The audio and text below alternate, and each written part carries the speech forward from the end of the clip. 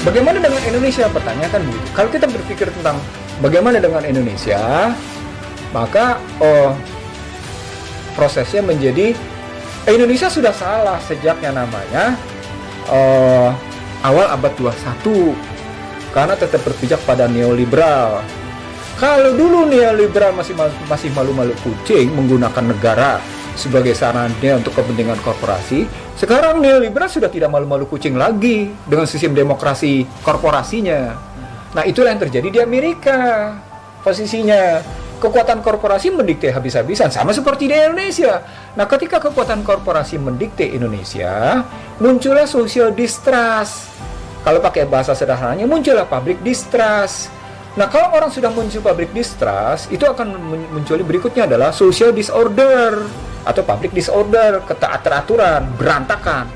Muncul ketidakpastian. Nah, ketika muncul ketidakpastian ini ketemu dalam tesis besar global, apa itu? VUCA. Volatile, uncertainty, kompleks, dan ambigu. Di Indonesia terjadi gonjang-ganjing nilai tukar. Tapi saat yang sama keputusan juga tidak pasti, uncertainty. Gitu ya. Saat yang sama situasinya menjadi kompleks karena masing-masing punya pendapat sendiri.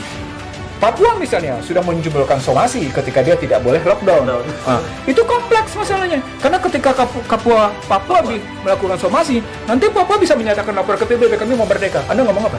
Makin kompleks dia potensinya. Begitu juga dia menjadi bersegi banyak. Kenapa? Karena ada Kabupaten Tegal yang sudah melakukan seperti juga. Saat yang sama Anies sudah mengambil banyak tindakan yang dicontoh oleh beberapa provinsi lain. Ambigu dia posisinya. Nah, itu artinya masyarakat dipertontonkan situasi VUCA. Ya. Tidak dalam konstruksi kepentingan bangsa secara menyeluruh, tapi hanya untuk bicara tentang kepentingan kekuasaan. Nah, di sini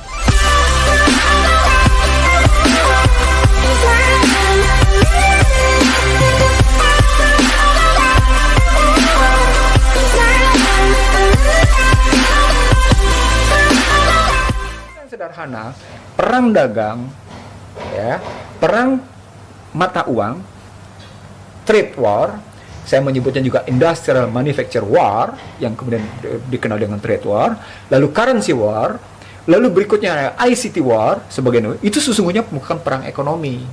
Itulah yang saya gunakan istilah pada ketika saya menulis 27 Januari 2020 kemarin, karena perang ini bukan perang hari ini. Perang ini sudah jalan sejak namanya dekade awal abad 21.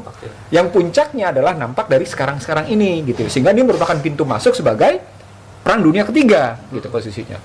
Nah, pada posisi seperti itu, kita lihat ternyata Cina bertahan habis-habisan. Kenapa Cina bertahan habis-habisan? Cina menganggap dia sudah berhasil menggeser penggunaan US dollar. Yuan tetap bertahan. Saat yang sama, selain penggunaan US dollar sudah berhasil digeser, Cina berhasil memainkan posisi kelembagaan Asian Infrastructure Investment Banking. Pada saatnya sama, Cina memainkan New Development Bank sebagai tandingan Bank Dunia. Jadi artinya, Cina dari perspektif kelembagaan bukan cuma sekedar berhasil melawan corporate capitalism, Cina juga berhasil melawan Bank Dunia. Waduh. Lewat yang namanya New Development Bank. Cina juga berhasil melawan yang namanya Asian Development Bank lewat Asian Infrastructure Investment Banking. Ya, itu saya tahu. Posisinya. Nah, kalau begitu, Cina dianggap menjadi sangat potensial sebagai pesaing untuk tampil sebagai global superpower. Itu lagi tulisan saya. Cina akan mempercepat tampilan sebagai negara global superpower yang menurut Bloomberg pada 2025 nanti Cina akan mewujudkan sebagai negara paling unggul dalam persoalan electric vehicle. Nah, ini posisinya. menarik. Sebentar. Saya ingin tuntaskan dulu sampai dengan posisi begitu ya. Nah, begitu sampai pada posisi Bloomberg sendiri menulis Cina tampil sebagai pemenang dalam electric vehicle, orang terkejut. Nah, ternyata keterjutan itu dibuktikan dengan namanya Indonesia mempercepat ekspor nikel rendah ke Cina. Nah, dari situlah kemudian sebelumnya Indonesia sesungguhnya sudah kena pukulan-pukulan macam-macam gitu. Nah, yang menariknya dalam perspektif perang dagang ini, perang nilai tukar, perang ICT dan menjadi perang ekonomi, orang melupakan peristiwa chemical weapon, senjata kimia yang ditudingkan kepada Irak bahwa ini akan digunakan. Padahal pada posisi itu Cina pernah mengumumkan keberhasilan rekayasa genetika DNA dan keberhasilan kloning monyet. Dalam bahasa yang lain, Cina juga sudah berhasil menunjukkan dua hal. dia mendarat di bulan paling jauh, posisinya. Yang kedua, dia berhasil melakukan rekayasa genetik, kan berarti berhasil melakukan revolusi biologi. Kalau orang sudah berhasil melakukan revolusi biologi, maka dia dekat dengan pembentukan yang namanya senjata biologi. Artinya sudah punya dua Cina. Cina punya potensi senjata kimia, Cina punya potensi senjata biologi, gitu posisinya. Padahal tadi ada kasus Sabrina Meng yang berhubungan dengan protes di Hong Kong ceritanya. Nah, dari riwayat ini sesungguhnya ketika corona muncul, kita harus melihat lagi bagaimana Cina dulu ketika berhadapan dengan SARS 2003. SARS. Ya kan? Bagaimana Cina menghadapi yang namanya MERS posisinya. MERS. Lalu bagaimana dengan flu babi dan flu burung? Gitu ngeliat Cina kayak gitu. Nah, ini membuat kita menjadi muncul pertanyaan. Sesungguhnya kalau begitu, corona ini apa? Ini merupakan senjata biologi sebagai wujud dari perang ekonomi, atau memang akhirnya merupakan sekedar wabah pandemik saja yang tidak ada hubungan dengan perang ekonomi? Saya bilang, kalau melihat runtunan ke belakang, maka sejak awal tulisan saya di 27 Januari, dia merupakan perang biologi sebagai wujud perang ekonomi. Oke. Gitu ya. Sumbernya dari mana? Sumbernya kita tinggal lihat siapa yang sesungguhnya sejak awal melakukan simulasi. Gitu loh. Bagaimana dengan Wuhan? Wuhan pada hakikatnya juga siap. Sekarang persoalan pokoknya siapa yang paling jago memainkan playing victim? Itu pertanyaan untuk kemudian menunjuk kepada dunia bahwa sesungguhnya dia paling hebat dalam mengatasi perang pandemik. Wuhan tegas-tegas menyatakan dia berhasil sudah mengatasi namanya pandemik, sehingga dia memainkan posisi playing victim. Tapi pada saat yang sama ketika yang namanya jumlah korban corona juga di Amerika meningkat, kemarin. maka muncul berarti juga dia memainkan victim. Artinya apa? Mereka betul-betul tampil di dunia sebagai sebuah negara yang juga korban dari pandemik corona. Tapi siapa yang melakukan simulasi lebih awal? Kan gitu pertanyaannya. Kenapa yang namanya John Hopkins melakukan simulasi seolah-olah sudah tahu bahwa akan ada pandemik? Seolah sudah tahu, seakan-akan kami mengantisipasi, kalau gitu Anda sudah tahu dong akan ada penggunaan senjata biologi. Kan gitu logika berpikirnya.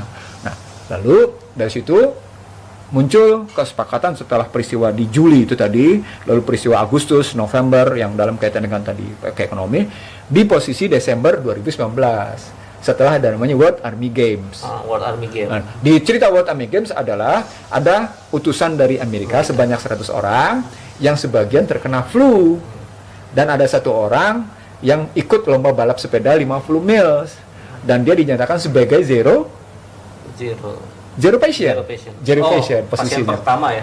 Nah, tapi kemudian Cina menyebut Amerika punya utang untuk menjelaskan kenapa zero patient posisinya. Forget it kalau itu soal begitu. Tapi poinnya adalah buat saya, dia bisa dalam perspektif namanya analisis, dia bisa memunculkan kedua-duanya memainkan playing victim. Kenapa? Karena berikutnya Xi Jinping dalam G20 menyatakan lebih baik dialog lebih lembut antara Amerika dengan Cina dalam G20 telekonferensi kemarin. Ya, Xi Jinping bilang, yuk kita atasi corona bersama-sama. Lalu Xi Jinping mengajakkan dialog lebih lembut dan menghentikan menempatkan Cina sebagai musuh, gitu posisinya. Artinya kan ketika Trump menyatakan bahwa ini adalah hidden war dengan namanya hidden enemy, posisinya perang yang tidak kelihatan dan kemudian musuh yang tersembunyi, maka sesungguhnya kan pertanyaan berikutnya bisa begini, kok gitu yang disebut dengan perang oleh Trump pada 17 Maret itu perang dengan siapa dia? Perang dengan siapa ketika Trump menyatakan ini adalah hidden war? Ya, kenapa ini? Kenapa mesti dibilang kayak gitu posisinya? Siapa sesungguhnya yang dianggap sebagai musuh oleh Trump?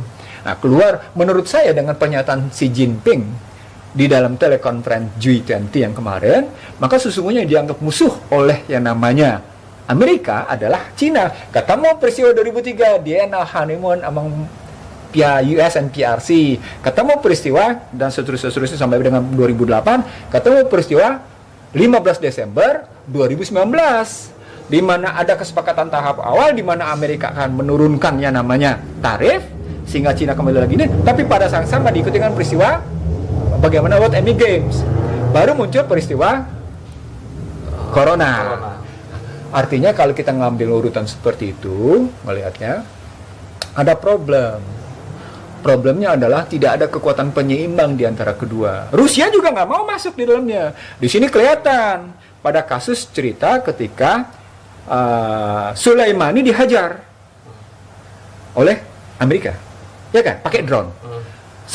Sebelum Sulaimani dihajar pakai drone, apa yang terjadi dengan antara Amerika dengan Cina? Drone Amerika ditangkap oleh Cina dan dibongkar rahasianya oleh Cina.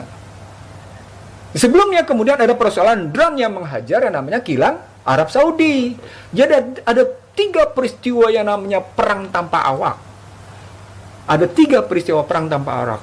Drone yang dipakai sebagai mata-mata berhasil digiring oleh Cina dan dibongkar isinya apa. Drone yang dipakai untuk menghajar yang namanya kilang Arab Saudi. Drone yang dipakai membunuh tadi Sulaimani. Ada lagi yang terakhir, drone yang dipakai dalam posisi mengatasi protes-protes di Hong Kong. Gitu, jadi posisinya. Di sini menarik ceritanya. Siapa yang pakai drone ini ceritanya? Gitulah posisinya. Drone yang dipakai di Hong Kong dalam rangka bisa jadi orang akhirnya surut dengan ketakutan. Sehingga akhirnya surut kan nggak ada jalan keluar. Protes Hong Kong yang berhari-hari gitu sampai mengambil, nggak ada jalan keluar. Tetap aja Cina seperti itu, nggak peduli. Artinya Cina bukan baru kali ini bertahan atas sikap keras kepalanya atas tekanan dunia internasional. Bukan baru sekali. Saya ulang, Cina bukan baru pertama kali bertahan atas sikap keras kepalanya atas tekanan internasional. Cina sudah berkali-kali posisinya. Nah, kalau begitu, ketika 15 Desember tahap pertama itu dianggap sebagai kesepakatan dan kemudian terjadi peristiwa Januari dengan Corona, maka kita bisa melihat sesungguhnya ini belum selesai. Itu karenanya kemudian Trump tegas-tegas bilang Senat, House, dan Gedung Putih sepakat mengeluarkan 2 triliun US dollar dalam rangka mengatasi itu. Yang kedua, Federal Reserve menyepakati 500 untuk membeli surat-surat itu, 300 untuk masuk ke posisi surat-surat berharga lainnya posisinya. 500 untuk treasury posisinya, 300 untuk membeli surat-surat berharga. Apa artinya? Dia keluar duit 2,8 triliun US dollar. Ini perang berarti. Perangnya panjang. Nah, muncullah kajian Norio Robini. Norio Robini menyatakan ini lebih dahsyat dari peristiwa Depresi Akbar.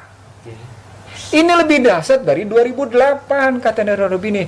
Saya kemudian heran kalau orang Indonesia baru sibuk bicara krisis. Saya ngomongnya di 2015.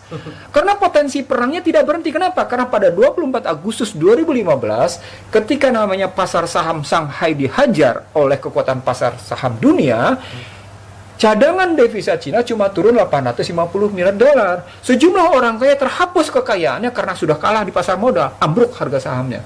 Tapi yang terpukul siapa? Rusia. Karena rubelnya jatuh. Disitulah kemudian Rusia sadar tidak perlu menggunakan modal ICT, tidak perlu menggunakan modal payment sistem pembayaran ketergantung pada luar. Nah, artinya pada Corona, kenapa saya mesti cerita 24 Agustus 2015 tentang Black Monday. Karena pada hakikatnya Corona ini bukan cuma sekedar melibatkan perang ekonomi dalam penghitungan, ini juga melibatkan soal cryptocurrency. Waduh, seru. Jadi ada persoalan enggak, karena dari rubel tadi. Iya, rubel. Jatuhnya rubel pada 24 Agustus 50% dan ambruknya cadangan devisa Cina 850 miliar. Muncul pertanyaan, apakah akibat Corona ini cadangan devisa Cina ambruk? Enggak. Cuma turun sekitar 80 miliar US dollar, nggak banyak. Dari sekitar 3,115 menjadi sekitar 3 miliar sekian puluh miliar, 3 triliun sekian miliar dolar. Nggak banyak turunnya. Ambruk kan dari segi namanya purchasing managing index, bukan purchasing power, PMI. Purchasing management index namanya. Jadi belanja para manajer ini menurun nggak? Menurun dari 50 ke 39,7. Sebaliknya kita tanya Amerika menurun juga PMI-nya. Oke. Jadi PMI-nya Amerika menurun, PMI-nya Cina menurun. Dampaknya apa? Dampaknya adalah berarti semua pasokan global terpengaruh. Kalau semua pasokan global terpengaruh, berarti seluruh korporasi, seluruh dunia usaha di dunia terpengaruh pada proses. Ini terpengaruh pada pasokan global, terpengaruh pada proses produksi, terpengaruh juga di output. Kenapa? Karena tadi ambruk perekonomian. Dalam bahasa yang sederhana, seluruh perekonomian dari input, proses, dan output terpukul. Oke. Gitu lihatnya. Siap, Bang, siap. Nah, bagaimana kelanjutan dalam 2 bulan ke depan? Nggak akan mudah selesai sepanjangnya namanya. Para pihak tetap bertahan. Itulah permintaan Xi Jinping. Saya tidak dalam posisi membela salah satu pihak. Saya cuma ingin mengatakan bahwa perang ini tidak menguntungkan kedua belah pihak. Itu yang dinyatakan oleh yang namanya Jack Ma ketika dialog dengan yang namanya Bill Clinton. Itu yang dinyampaikan oleh beberapa kalangan Cina ketika orang di Amerika itu terlampau banyak belanja, sementara kami kelebihan produksi. Saatnya sama, Amerika itu terlampau banyak ngutang, sementara kami tidak. Gitu posisinya. Itu mereka bilang. Jadi banding-bandingannya. Nah, bagaimana dengan Indonesia? Kan gitu pertanyaannya. Bagaimana dengan Indonesia? Pertanyaan kan begitu. Kalau kita berpikir tentang bagaimana dengan Indonesia, maka prosesnya menjadi Indonesia sudah salah sejak yang namanya awal abad 21 karena tetap berpijak pada neoliberal. Kalau dulu neoliberal masih malu-malu kucing menggunakan negara sebagai sarana untuk kepentingan korporasi, sekarang neoliberal sudah tidak malu-malu kucing lagi dengan sistem demokrasi korporasinya. Nah, itulah yang terjadi di Amerika posisinya. Kekuatan korporasi mendikte habis-habisan, sama seperti di Indonesia. Nah, ketika kekuatan korporasi mendikte Indonesia, muncullah social distrust. Kalau pakai bahasa sederhananya, muncullah public distrust. Nah, kalau orang sudah muncul public distrust, itu akan muncul berikutnya adalah social disorder atau public disorder, ketaat-teraturan, berantakan. Yang ujung-ujungnya adalah soal pembangkangan. Muncul yang namanya social disobedient atau kemudian public disobedient. Nah, repotnya di Indonesia itu dipertontonkan oleh pejabat publik. Contohnya apa?